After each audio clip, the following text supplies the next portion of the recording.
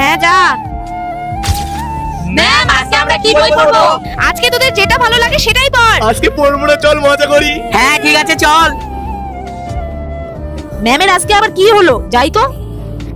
তো বন্ধুরা, মাকে ভালোবেসে থাকলে লাইক আর সাবস্ক্রাইব করে দিও, আর কমেন্ট বক্সে মা বলে যেও। আমার ছেলে তাড়াতাড়ি অপারেশন করতে না পারলে আমার ছেলেকে আর আমি বাঁচাতে পারবো না। স্যারের ফোন। ভগবান আমাকে প্লিজ ক্ষমা করে দিও। ওই অফিস রুম থেকে কে আমার মাল চুরি করেছিস? বল তাড়াতাড়ি, না হলে এখনই পুলিশ ডাকবো। স্যার আমি আপনার ফোনটা চুরি করেছি, এই নিন। কি ডেঙ্গি তুই? এখনই বেরিয়ে যা আমার স্কুল থেকে।